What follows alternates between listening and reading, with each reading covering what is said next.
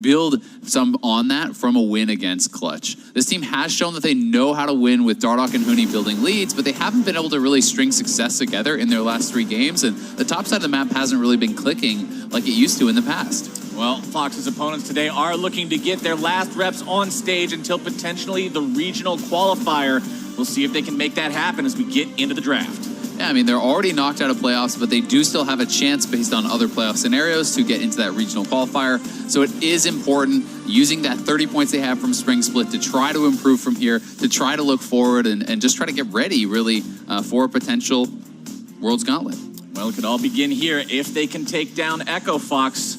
Let's see how this one plays out. Bans coming through. It's Zoe, Rumble, and Akali. Banned out by Clutch Game. I still got to get used to that splash art and exactly what it was. I had to scratch my head there for a second. Be like, wait a minute, which champion is this? On the other side, it's Nocturne, Aatrox, and Morgana banned out by Echo Fox. So the Hakuo special there being taken away. And you know, it is interesting to note that it is another red side selection. And we have been seeing a little bit more of that. We had talked a couple weeks ago a lot about the fact that red side has been doing so poorly in North America, but I do think in the last couple of weeks, some of these teams have stepped up their game in more heavily counter-picking and going for very lane-heavy matchups and picks on the red side, because that really is your advantage. You have That's these, the whole point. Yeah, exactly. You have these kind of mandatory bans like Nocturne and Aatrox, at least in North America, so you need to get an advantage through your counter picks. I mean, this was something we were discussing behind the scenes, I believe it was just yesterday, where we were saying, yeah, it seems like that red side disadvantage comes from the fact that that last pick, counter pick, that whole reason that red side is supposed to have for being equal with blue is often wasted, or at least not utilized to its full potential. Yeah, I mean, when you see blue side being able to like pre-counter pick and someone just locks in a tank or whatever as their 5th pick on the red side, you're kind of throwing away a lot of your draft advantage. And you know, there's kind of the map advantage of blue side as well, easier access to the Baron Pit. So there are some of these edges that they can play around.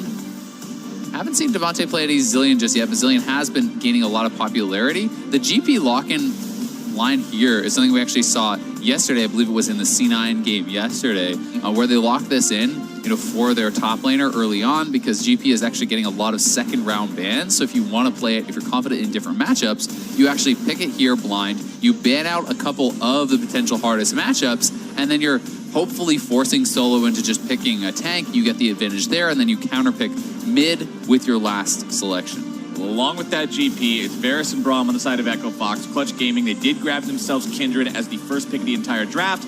Ash and Tom Kench going to be the bottom lane. Yorick.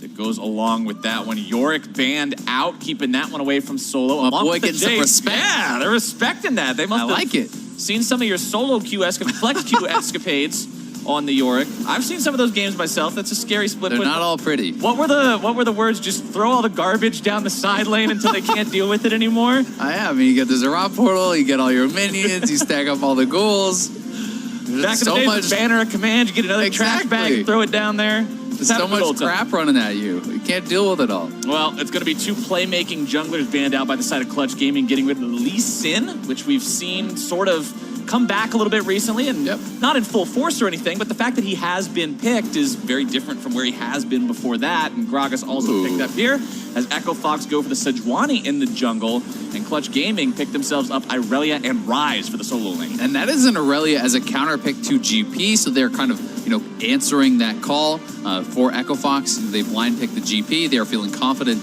in whatever matchup does show, and solo does not just then take a tank. He does not take an easy matchup for GP. He's going for Irelia. This is one of the matchups that can be considered a counter pick to the GP, especially if people want to go super aggressive and take Ignite. There is very high potential to actually kill that GP one-on-one early on. Aurelia has access to actually get in on top of him, get in with those blade surges, and GP can't really take you in that head-on fight. Final pick of the draft will be the Syndra for the side of Echo Fox. Demonte piloting that one into this game. And like you said, going into this game, for Echo Fox, a team that's currently sitting on an almost even record, just barely ahead of that 50-50 mark at 9-8. Win this, beat Clutch Gaming, and you secure yourself a playoff spot. Seeding yet undetermined, but you do guarantee that you are one of the top 6 and you make it into playoffs. If you lose, it is entirely out of your control. And if TSM beat Team Liquid later in the day, you're out. Yeah, and that would be just so devastating for the Echo Fox team, for these players. Huni is a guy that has such a history of success, and he has been struggling down the stretch in this summer split. Really has not been performing as well as usual ever since really Rift Rivals there and beyond. So we want to see him be able to step it up. We want to see how well he can perform here. He has been counterpicked by Solo, and a good game from Huni here could be the difference. And it's what you were talking about at the very beginning, too. When Echo Fox succeeds, so often we see it through Huni and Dardoch playing aggressively, making things happen, really just encapsulating that Echo Fox play style of get in there and just start scrapping with the enemy team, find the fights, make the plays happen. And that's what we want to see out of both these guys here today. Yeah. And to Huni's credit, it's not like it's been all bad, right? Like I think he has still been laning very well, 1v1. It is just, in the last recent weeks, he has been more frequently punished by junglers. He is kind of disrespecting them a lot and paying the price. All right, let's go ahead and toss things over to a sideline report with Avli real quick as the players make their way onto the Rift. Thanks, guys. Think hard. This is a very important game for Fox to lock in their playoff spot. How is the team approaching this game? We're just going to it with a lot of confidence. We got a lot of our comfort picks this game, so we know that if we just play our style and just play with our pressure, then we'll just be able to win the game through lanes. And Roman, this is also a very important game for Optic. Please tell me why. If Clutch is winning, Optic makes it to quarterfinals. So I'm a huge Clutch fan. Fabi even owes us something. You know, we're from Europe. We share the same blood. So please, my boy, we really need it. Well, both of you guys, best of luck to you. Back to the casters. I think Clutch got themselves a few new fans here, at least for the time being, that happen to be wearing some green shirts. So we'll see how that plays and out. Some green hair. Yeah, for both Optic and Clutch. They will have to take down Echo Fox to make those dreams come true. As it looks like we aren't going to see anything too out of the ordinary here at the level 1. Both sides starting up at their own red buffs. Yeah, they are just going to be doing a leash to start on both sides, but Echo Fox bottom lane will be able to get a bit of a push, and it's important to note also that Lost is back on the Varus. That has kind of been his most comfortable champion. He has done well, at least in lane, every time he has played it. I feel that he has really been winning lane, been having those advantages. So it's going to be interesting kind of track his performance and Smoothie's performance as well. Because when I watch them and I actually look at their mechanics and I look at how they play within the team, I feel like they are an upgrade over Adrian and Altec, but it has not always been that just being better than the person you're replacing means that the team is now better, because you have to fit well into the team, you have to communicate well, work well together, and I think that is something that Echo Fox is really trying to kind of figure out. It's one of those things where almost before, in the Adrian and Altec era, Adrian and Altec held on while the top half of the map were the ones that always made things happen, right? It was mid, it was top, it was jungle that you were seeing all the plays being made. But you really do want to incorporate the entire 5-man into the team. You want to have those extra win conditions. You want to be able to switch things up and incorporate those other strategies. For Echo Fox, again, going back to what you said earlier, they just seemingly haven't been able to find that chemistry, that synergy in the past few weeks. Ever since Rift Rivals, the team's just been on the struggle bus. Yeah, they definitely have. And it's like they talked a little bit about on the desk, as far as you have a certain amount of resources that you get to commit across the map and you kind of choose where to allocate them, right? And it's one of those situations where if Echo Fox has a pushing, strong bottom lane who can win 2v2, who can get advantages there, if Huni is getting camped topside, then your bottom lane is free and clear. They just win, and that's where you can get an edge. But Echo Fox looking for the invade. Oh, nice stun there coming out from Demonte. Huni still looking to chase Lyra down. Wants to find a little bit more damage here. Over the wall goes Lyra. One more auto attack. And the Q with first blood over to Echo Fox. Oh, and you can actually see the frustration on Solo's face when Lyra goes down, because he knows now GP gets double bust. GP gets the 400 first blood gold. That is so painful, because if you can't all in the GP as the Aurelia in this matchup, you cannot win. You cannot win that in a slow, measured, farm it out style, because he just stands there, he'll press Q on you over and over and over. So GP getting behind is painful. Has that problem sometimes where unless you are having that direct pressure on him, he's a very non-interactive lane. Yep. Sit there, have a barrel right next to you, shoot the guy on cooldown, farm up, more money from your passive, and double buffs just mean, what are you going to do, jump on the guy when he's got extra 2 damage burn on auto attack, when he's going to have regeneration right afterwards anyway, when he's got his jungler sitting in this brush just in case you get a little bit too hypey? Oh no, Solo's in trouble. Solo trying to dash over to Dardoch, seeing if he can find his way out of this one through the river, trying to block up some CC there, wants to flash out. Knows Huni doesn't have to flash to follow. Huni needs another auto attack, but Dardoch's able to come in with the flail and clean him up. That's 2 for 0 Echo Fox. Yeah, Solo flashing back to the lane instead of towards Lyra there. does end up going down and uses the summoner, so disastrous start here for Clutch on the top side of the map, and Optic's not going to be happy, but Echo Fox fans certainly will. Lyra is up here to try to protect Solo as he's coming back in, but I don't know that they can win this 2v2. Well, they're going to go for it anyway. Stun coming down onto Huni. Remember, no flash available on the Echo Fox top laner, who's already going to be dropped. Dardoch having to walk himself away now, taken very low, taken very down. Solo grabbing himself the kill there, and now we're all back to even, Azale. Yeah, really well played there by Clutch. Lyra sneaks into the bush, and the buy makes the difference for Solo. He had gone back and actually spent his gold. Huni had not spent any of his. Does TP back in now with a Sheen and a Doran's Blade, but you know, that was a no-buy GP against that double longsword Aurelia, and they make it happen. But Huni's got to be careful about this. I mean, Lyra's still around. Huni is such an aggressive player, and we've seen this bite him so many times. Oh, he missed the ward, I think. The ward? Yeah, he doesn't see in the bush. He actually missed the ward. Any vision into that brush so far.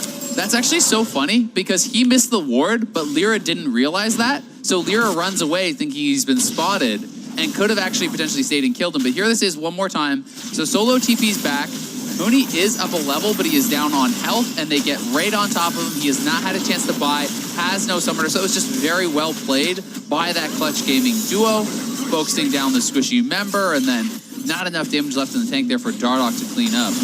Every time I see a fight like that, every time I see a fight where both parties know exactly what they're walking into, and one side clearly just loses, I'm putting the fault on the side that lost every single time. I'm not saying, oh, you got outplayed, you weren't expecting that or whatever. You should have been expecting that. That's not a fight that you should have been taking, and Echo Fox takes what was a lead and just gives it back over.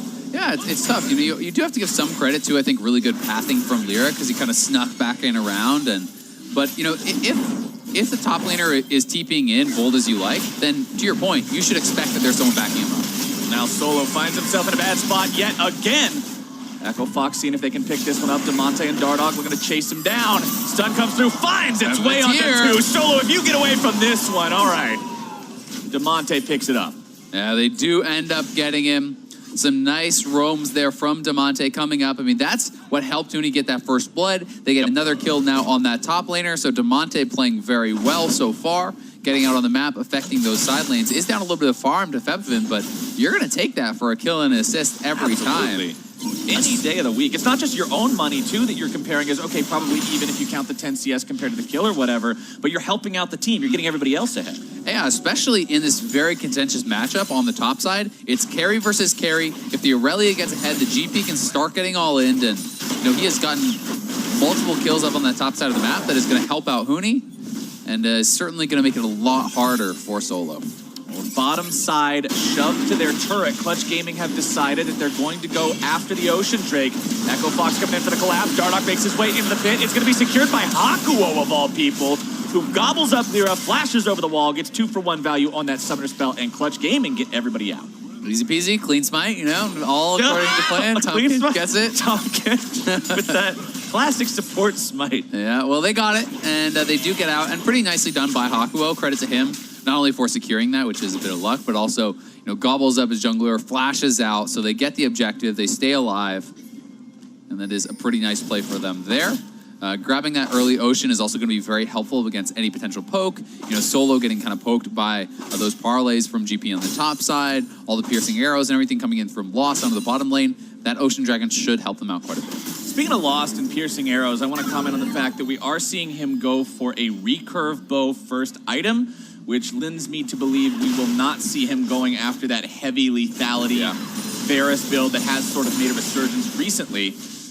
And the way you can really tell, usually, like there are some exceptions where people will mix it up, but if you see lethal tempo, he's going to be going auto attack generally, and if you see Comet, then they'll be going for lethality poke style builds. Having that lethal tempo, probably going to rush a Blade of the Rune King into Rage Blade or Hurricane, something along those lines, and it's going to be auto attack focused. He will certainly have a tremendous amount of consistent damage to actually follow up, and they have a pretty strong front line for him as well, with Sejuani and Braum protecting him, so they're going to have quite a strong team fight, but what Clutch will have, I think, is maybe more global pressure, because you have Ryze with a semi-global ultimate, Tahm Kench with a semi-global ultimate, a global ultimate from Ashe, you know, and you're going to have this potential 1-3-1 setup where Clutch is trying to pull you apart and not give you that perfect setup where Varus is free firing and has the front line. Yeah, Clutch drafted a lot towards those things that you were just talking about. I mean, now the arrow comes out and Lost. Nice flash to the side to make sure he stays away from that one. Sometimes you see the flash in a straight line away from the Ash arrow, but not from you really do hate to see it. But Lost, he was not in a mood to see it today. Gets himself out of that one, but with the summoner burned,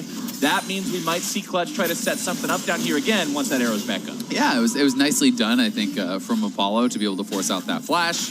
Lost with a little bit of a greedy recall, not walking all the way back before he recalls, so he gets punished a bit, but nice flash all the same to get out, and now the Realm Warp coming in. Hero wanted to take a bite out of Dardoch here. Does force the flash out of him now as well. That's 2 Echo Fox flashes being blown very, very close together. Opposite sides of the map, but Clutch Gaming is going to be happy about that one. That gives you another target now that, again, if you find him out of position, you're limiting where Dardoch can go safely and comfortably, because if you walk into a Kindred, into a Rise, into an Irelia, these high damage champions, you're not getting out. They definitely aren't, and they're looking for Huni on the top side. Once he comes down, disarm goes through, flash comes away from Huni, who does get back underneath his turret in time, but yet another flash expended. Yeah, and they got to capitalize on this. I mean, they're having good pressure, but they're trying to turn it around. Dardoch is here. Solo taken very low, down about 300 HP. Can he survive his way through this one? Lambda Spike coming down to make sure he does. Dardoch being taken pretty low on this one. Lyra looking to burn him out. They do make it a 1-for-1 so far. Febiven coming up into the fight now. Remember, Huni has no flash. Demonte wants to rotate over. Is he going to be there in time? Febiven can't quite find the damage, misses the overload, and that means Clutch decides to go home. And on the bot side, another fight here. Full on 2v2, flash the Fissure, and Hakuo is benched on that Kinch as Apollo has to walk away. Hakuo just got absolutely popped there. Echo Fox, they're the ones that were down the summoner, but they come up with the 2v2 kill. They are pressuring the turret. This is what you want from that bottom lane. Junglers are all top. Echo Fox bottom lane goes aggressive, gets the punish, and we'll be able to get significant turret damage down here too. Here it is one more time. Dardoch showing up. Echo Fox down 2 flashes. Lyra with a good job being able to actually get off that ultimate, and you could see that kind of the blade dance there, the W from Aurelia, absorbing enough damage to actually allow him to survive until that ultimate went down. That buys them enough time for Febiven to get up here. They do trade the kill, but the last overload misses, and it means Clutch not able to try to chase for this. So good sidestep there from Huni, and then action down on the bottom side of the map. Nice ultimate comes in from Varus. Hakuo actually does, I mean, he played that pretty well. He actually eats him up very quickly, but Smoothie flashing in, hits the Q, hits the ultimate. He just got burst down before he really had a chance to actually use that gray health. Yeah, good heads up there from Echo Fox, knowing, hey, nobody's here. We can force this. Just go in, blow everything, make sure you get them. Echo Fox now finds themselves about 1,000 gold up. Blade of the Ruined King is complete there for the Varus of Lost. Apollo still working on getting that item going for his own purposes. See how the mid lane keeps playing out here too. As bottom side, you'll see Hakuo and Apollo sweeping out some wards there in the river. Neither mid laner really has any first item completely online just yet, but now it's top side again where the action is. Dardoch putting so much effort into this part of the map. They must have been thinking the same thing we were. The Dardoch and Huni show is one of Echo Fox's favorite family programs, and they want to make sure that thing is on daily, nightly, and ever so right. Yeah, exactly. I mean, they're trying to get that action going up on the top side, and they know that if you leave Huni alone in that 1v1, Solo can jump on him and kill him. So Dardoch is non-stop there to protect him, and now they're looking for Demonte. Febiven's here, though. No, Febiven's not afraid of Dardoch at all. Top side, Solo wants to go after Huni, but missing that ultimate means red light. Ouch.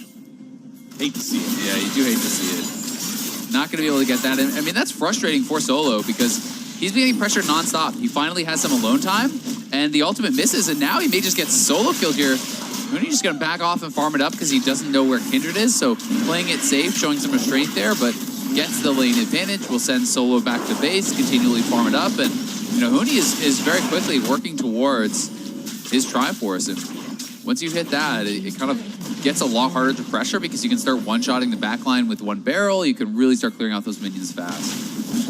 Huni just about has the money for that Trinity Force. Of course, grabbing the first turret to the side of Echo Fox is going to help pad those coffers with even more gold. Huni now coming in, trying to collapse onto Lyra, who did grab the Rift Herald for his team. Looks like he won't be able to find anything just yet. Febiven now the target. Chancing Corruption not going to find their way onto him. Clutch Gaming gets everybody out. Yeah, they are. Oh, the Rift Herald wasn't picked up. Oh, that is pretty rough. I mean, I feel like in that circumstance, it's almost worth just giving your life to grab it. Because because Echo Fox can kind of just camp out here now and try to defend it, which is what they're looking to do. We'll see if anyone can sneak in and try to go for it. Lyra may try, and with the recalls, he's going to get it. The question is just, does he live? And Echo Fox will complete the recalls. Walked up and nicely took done. it. Yeah.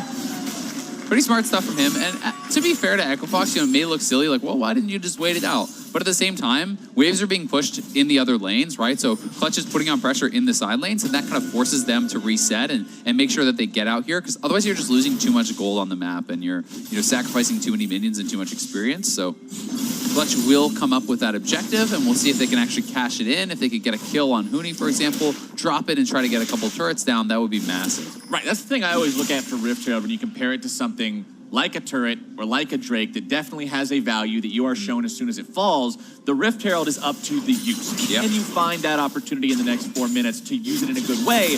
Or are we just going to see one of the, well, it's got 10 seconds left, throw it down mid and watch it die to a creep wave? Yeah, and those ones are pretty hard to watch when it doesn't feel like they've kind of planned it out and really gotten much from it. But at the same time, you can get those, but you can also get ones like we saw yesterday where it's multiple turrets and a charge on an inhibitor tower. Like that value is insane. So certainly has very high potential, which makes it pretty fun because it comes down to execution. And once again, Dardoch here to kind of protect Huni as he goes in, and they're going to drop the Rift Herald mid. But they don't have a mini wave just yet, so I'm not sure that they'll get the turret. They certainly will get it low at the very least. Shelly's charge will take it down to about 20%. Demonte throws a chicken into the mid lane as it scurries back towards the chicken pit. They're just trying to keep this creep wave away from that turret itself. They will manage to keep the turret alive for now. Vaughn, with the flash into the chains of corruption, not going to find the mark just yet. Apollo walking himself out of this one now, too. Echo Fox tries to go big there, but can't quite find the accuracy. Yeah, pretty big whiff from Lost. Definitely would have gotten at least the Kindred ultimate, maybe a kill, something else on top of that. In this case, it ends up being both the bottom lane flashes for Echo Fox for just the one flash there from Lyra. And the Rift Herald really didn't pay that much, didn't pay off that much. They got damage down on the mid lane turret. If they can get access to the turret, they will certainly knock it down, but We've seen wasn't a things big stand. payoff. Yeah, We've seen these things stand for a long time at this level of health. definitely have. And this is getting tough for Solo because there's been so much pressure on him, and credit to him for kind of staying up and farm, but this is not how he wanted the lane to go. He's not on his Triforce yet. Obviously, he did stop for the Tiamat, so that has kind of put him behind. He's not behind in gold that much, but it's really just that he doesn't feel he can fight before he has his completed Triforce when Huni has his. So he's going to have to wait a little bit longer and really see if he can kind of get those opportunities later and later in the game. But that window kind of starts to close. Top side, Clutch Gaming are trying to close on this tier 1 turret. A couple more auto attacks will take that one down. But bottom side, it's Echo Fox who's saying, all right, if you want a tier 1, that's fine. We're going to trade it for this tier 2. Huni's got plenty of pushing power, utilizing the gangplank. Take that one out, along with Dardoch, who just will not stop hovering his top laner, facilitating this success, making sure Solo never has that chance to go for the all-in until Huni's at the point like you're talking about where that window is closed and you just can't do it anymore. Yeah, it becomes tough to me because you have to look at not only the gold and the turrets and the objectives that are being traded, you have to look at the game state, right? So it's not necessarily an even trade if the person that you're putting behind needs to be ahead, right? So Aurelia is losing and losing and losing and giving and giving and giving because they're being camped. But yes, Clutch is taking something else on the map, but I'm just not sure it's as worthwhile because Gangplank is going to be a monster in these late game fights, in side lanes, in team fights, and Aurelia may really struggle from behind. Right now, Solo is just trying to make sure he can be relevant when the time comes. Clutch Gaming continuing to farm up here. They are down 2,500 gold. Next Drake spawning in about a minute and a half. Baron, the same thing. There's the chains of corruption finding the mark. Bevan trying to get himself away, but Lost aims true. Make sure they pick him off, as now it's Lyra who might be in some trouble here. Going to be exhausted. Ulti coming through from Dardoch. Lands the spike. Going to be keeping Lyra alive, but not much longer. Echo Fox find themselves a second one, and they're going to take the turret as the icing on the cake. That is huge for Echo Fox. Not only do they get both summoners from Bevan, they get the kill on him. They get Lyra as well. They're going to get the turret. The shutdown Goldie. Wow, that was a fast cleanse. As Demonte going to back up here, but Echo Fox are still pushing. I mean, that's going to be a second turret guaranteed for them. Bottom lane is even being pushed out by Huni. Echo Fox is just really starting to run rampant across the map, and fewer and fewer ways back in here for Clutch. If you can't 5v5 and you can't win in the side lanes, Your options are very limited. Clutch seems like they're just constantly trying to answer what Echo Fox does. They don't seem like they're ever in a situation where they have a plan of their own that they're executing on. It's just, okay, brace for the next Echo Fox play. And even if you brace against it, sometimes this happens. Yeah, exactly. And I mean, Bevan just straight up walks up to try to clear the mini wave because he wants to defend the turret, but not showing enough respect to that damage. And that is a big stat of the week there from Demonte that was off camera. That stopped not one, but two members from coming in, and maybe the reason Lyra felt so confident to actually step forward and take this fight that looked pretty silly in the eventual circumstance where Tom Kench did get interrupted. But either way, Echo Fox making plays across the map, making great use of that GP ultimate to assist, and things are getting tougher and tougher for Clutch. You kind of feel like if Solo can't win in his side lane, if you can't get picks with Apollo, there's not much of a way in. I mean, he got a decent little bit of damage down there on Dahuni, but after a couple bites of an orange, it's not going to be much. And he's going to have a Steric soon, which makes the all-in so much harder to pull off on this GP, right? That is why you kind of want to have the early advantage. That's why you want to bully him in lane. And, you know, Dardoch did a really good job non-stop being around Huni and protecting him and putting him in this advantageous position. So now it's up to Huni to kind of make good on those resources that they put in. And they're in the unique position of also having their bottom lane just winning straight up 2v2, which makes them win all everywhere. The bottom lane for Echo Fox. Now with the QSS and the Rapid Fire cannon up on Lost. The fight's going to be breaking out. Let's see how it goes. Hootie's able to find the kill onto Solo as Lyra's now going to be the next target. Lamb's Respite will be thrown down now. Dardoch and Smoothie both going to be taken low down at the threshold. Lyra having to get himself away. Nice devour from Hakuo to save him from the very tip of the piercing arrow as Huni goes in looking to find more damage, yet still Thick Skin waiting to be procced there by Hakuo. Will not decide to go for that one. Echo Fox, they find themselves a kill and the priority over the Drake. They get that dragon as well. Huni wanted even more with that flash, but not enough follow-up there to make anything happen. Either way, Echo Fox getting so much here. They even have that mid lane control. They're going to be pushing it on this turret. And as you said, getting a turret low doesn't mean much if they can't finish it off. Clutch were never able to get back and finish off that mid lane turret that the Rift Herald got so low. So it's actually Echo Fox that get that first mid lane turret. 5 turrets to 1 now. They are fully in control here. Let's take another look at how they controlled this fight where Solo gets caught.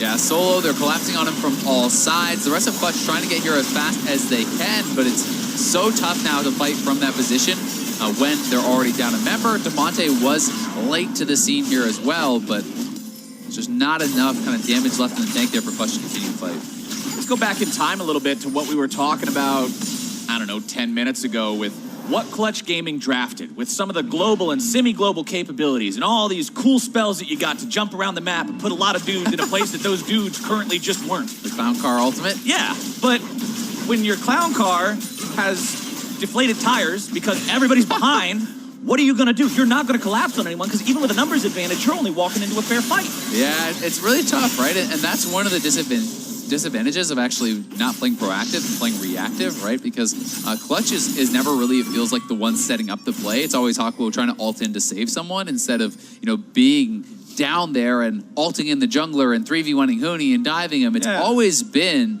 Dardoch and Huni and these guys that are really setting up the plays, despite the fact that there's a semi-global ultimate on Bevan, there's a global ultimate on Ashe, semi-global ultimate on the Tom Kench. They are not making that much use of it, and that is really kind of putting them at a disadvantage. Just feels like it knocks the wind out of their comp when the entire point is to just be aggressive and use that advantage to constantly collapse on people, and all they're doing is trying to rotate in time to save turrets, but when your opponents already have 5 out of 6 of the turrets outside of your base down, you haven't even found that successfully yet. Yeah, it's just become so tough, and you know, you're kind of going to get out team fought likely by this Echo Fox comp here as well, so they need to find picks, they need to be proactive.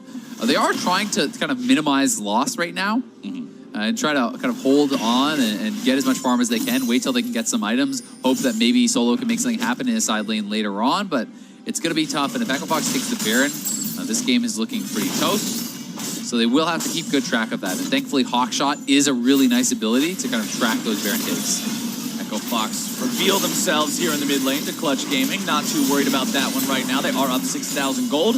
Apollo walking off to the bottom side of the river here just to make sure he doesn't walk anywhere too close to Lost or Smoothie. We know that Lost is pinks. very, very ready to throw the chains of corruption out, even if it's not a guaranteed thing, and Echo Fox are onto the Baron. Yeah, I mean, 4 pinks in the area. The hawk shot is used so it's spotted, but they might just feel they can burn it down. They're staying on the Baron. TP coming in. Huni wants to make sure he's around to make this fight happen. Arrow coming through. Smoothie going to be on the front line, looking to zone these guys away.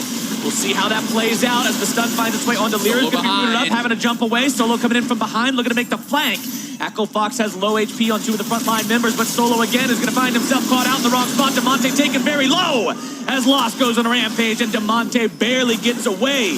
Lyra now, what are you going to do to get out of this one? The arrows come through as Hawkwo looks to make an entrance, but instead he's going to have to pop his own stopwatch. Apollo is alone, and both bottom lane members of Clutch Gaming are going to be taken down. It's 3-0 Echo Fox. Oh, the snipe from Lost! 4, man! The jungler being down means Echo Fox get an easy Baron on the back of that, and Clutch getting way overconfident, feeling that they can chase him down, that they can pick up some kills here, really fight their way back into the game, and now it is Febvin alone versus 4. What are you even going to do in a situation like this? You're going to walk up, you're going to get caught out, and now you're going to get chased down. Febvin tries to make the plays happen. Instead, the Archangel is going to be bursted through, and Echo Fox find their delayed ace. Yeah, that's a rough situation. Febvin not able to do much there, but felt he had to go for it as the Baron may be the nail in the coffin. Already so far down against this team, losing in the side lanes, can't team fight him. Not a lot of options left, and Clutch just overcommitted on the chase. I mean, they get them off the Baron here, but they say, no, we can get more. We have Solo actually, coming around from behind. Dardoch uses a good stopwatch. It buys a lot of time. And then Solo, they just turn and actually collapse on him. And this is the right play, certainly from Echo Fox. Turn onto the Aurelia, burst him down. He gets exploded. And then Echo Fox are retreating as a squad, and Clutch are kind of a bit more split up. Lost can win this 1v1 easily against Lyra. Hawkwo comes in at very low HP. Apollo is now just by himself. Febvin's off to the side. They're not really kind of all on the same page and not going in at the same time. And then this is just give me that camera angle, baby. Line him up and knock him down. Knock him down one after the other. That entire fight was just Echo Fox street fight style from start to finish. Solo comes in from behind these guys thinking he's going to scare them away like this is a team that wasn't born and raised in that. But Echo Fox are now knocking on the door. Hawkwo has to save his AD carry here yet again, having to flash away with that Devour. We'll see if they can make any kind of a defense here, but the inhibitor will already be taken down. Echo Fox rotates over towards the mid lane that Huni already has prepped for yet another wave. Inhibitor number 2 is going to be dropping here. The ward's already placed down in the base. Not like it really matters too much. I mean, what are you going to do? Clutch Gaming, they're trying to make their final defense here. Smoothie going to be on the front line, tagging up here for quite a long time. Apollo forced back. Smoothie still going to be kept alive as the cannon minion takes him down. Credit over to Lost, who goes godlike on that one. Echo Fox now up 1-0 in this fight. They can just keep pushing. This is the Nexus push from Echo Fox. This is where they can secure their playoff spot. If you win now, Solo tries to stop him, able to find a stun into multiple people. Now he's going to be collapsed on, bursted down. Huni goes on a killing spree with that one. Febvin trying to get himself back on this one. Hawkwo needs to go back into the fountain, heal up, make sure he's ready to save these 2 remaining members on his team. You've got 10 seconds before Apollo comes back up. Echo Fox decided to walk themselves away. There's no need to rush this. They've been in control for so long. They want to finish it clean. Yeah, you don't want to risk with these low health bars. Clutch getting an ace, Clutch getting that Infernal, finding some sort of foothold in this game. So they have so much gold in their pockets. They will actually just go over to the Dragon here. I mean, they have a ridiculous amount of gold on their team. A good 8,000 plus gold to spend, and they're going to get the Infernal, so they will come back so much stronger.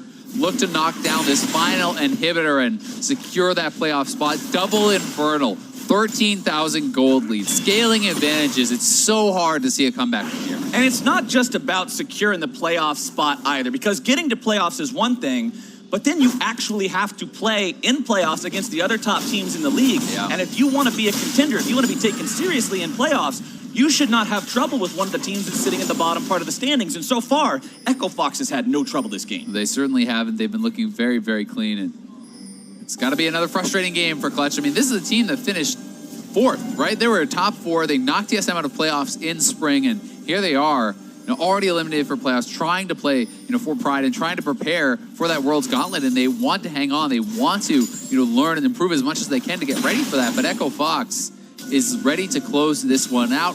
and secure that playoff spot. Let's see how cleanly they can do it. One lane left to push with Inhibitor Turret and Inhibitor still standing. 4 members in that top side as Huni will just try to escort those minions up here mid. Made sure that pressure is constant and unending.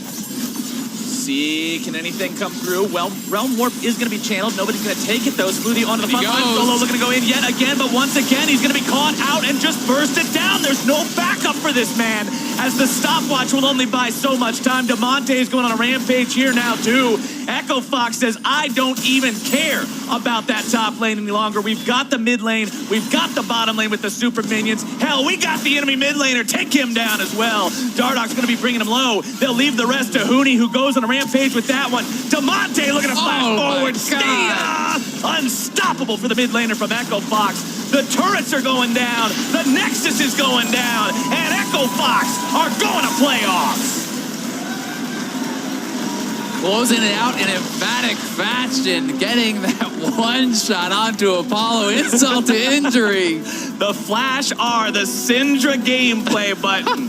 You thought it was reserved for Zoe in 2018. He's showing you the classic. Yeah, hit him with the gameplay. Echo Fox going to be happy about that one. Not the strongest end of their season, but they are in playoffs. They have something to build upon. A strong showing really across the board for Echo Fox. And this is going to be something that can help build that confidence. The bottom lane gets the 2v2 kill. Top side, Dardoch and Huni are working together. Demonte is playing well. This was a full team effort for Echo Fox, and that is really what they're trying to build towards. We mentioned it at the start of the game, when everybody works together as that coherent unit, when you can play around everyone knowing that you can trust them to do their jobs, that's when the team can really shine. That's when you can start looking at these different strategies and opening up